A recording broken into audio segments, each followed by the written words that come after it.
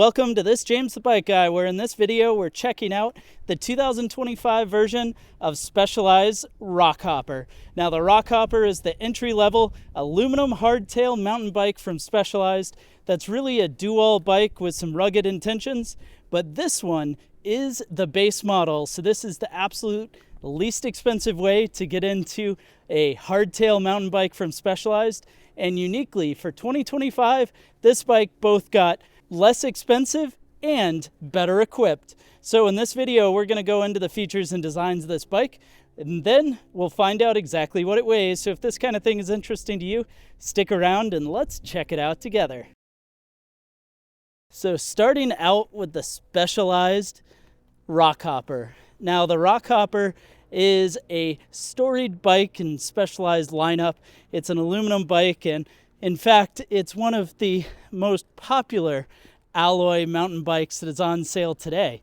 And it features front suspension and aluminum frame, which they call their A1 butted aluminum, which means that there's butting, so thick and thin spots of the tubing. It's got that front suspension with 100 millimeters of suspension travel, and this one being a size medium comes with 29-inch wheels. Now, interestingly, sizes small and extra small automatically come in a 27.5, and they have a double extra small, which comes in with a 26-inch wheel. Now, sizes large and above, well, those are all 29s, which makes sense because they're helping you choose the right wheel size for your bike. Now, the other neat thing about this bike is it's got features like down here, we've got a braze-on mount for a rear rack to be able to go on the back of the bike.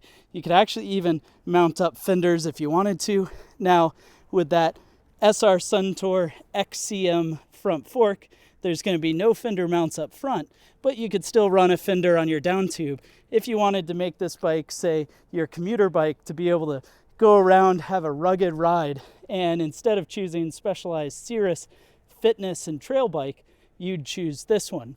Now, the other neat thing that's with this bike is going to be in its drivetrain, which has gotten quite a bit nicer for 2025. In the back, we're going to have Shimano's Altus rear drivetrain. This is an 8-speed drivetrain running through a wider range, 9-speed cassette. No freewheel here. A cassette is a much more durable setup than a freewheel that you often see on base level bikes. And up front, we've got a 2x crankset. Now, this is almost becoming rare in 2025 to have a double up front. It's got pluses and minuses. The plus, of course, with the small ring and the larger ring, you're going to have a much wider gear range with this 9-speed system. On the flip side, it does mean that there's a little extra that could possibly go wrong because you have 2 derailleurs to keep adjusted and running through, but I'll let you be the judge of that. Some people will see that as a real benefit, especially if you're using this as a one bike to do it all and not quite 100% trail focused. Now, on the handlebar, we're going to have our shift and brake setup. So this being Shimano's 9-speed system, we've got a thumb button to go to an easier gear, and you've got an index finger on this Altus shifter to go to harder gear. On the left-hand side, well, you've got that high and low speed. So big button goes to harder gear, index finger goes to an easier gear. Also up on the handlebar are going to be our Shimano hydraulic disc brakes.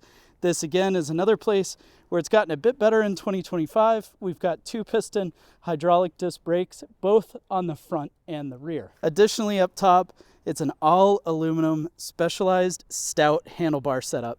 This is an alloy bar with 31.8 bar clamp diameter. You've got a nice alloy stem, and the cable routing coming off the front is all internal. So it's a nice looking setup as it goes through, and then it comes out just underneath the bottom bracket for the external routing to that rear derailleur and to your brake setup.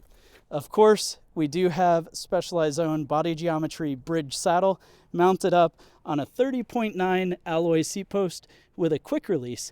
But what's really neat on a bike like this is that that rigid seat post can actually be swapped out for a dropper post because the bike does have cable routing to have that internal dropper come out.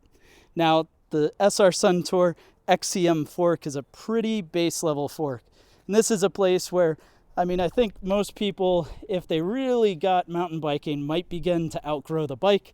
It's a coil spring setup, no damping system, so you've got a preload adjuster so you can turn it up and turn it down based on your initial preload, which is that initial squish when you sit on the bike, but it's not really changing up the spring rate or dialing in much more than just that initial bounciness as you're riding.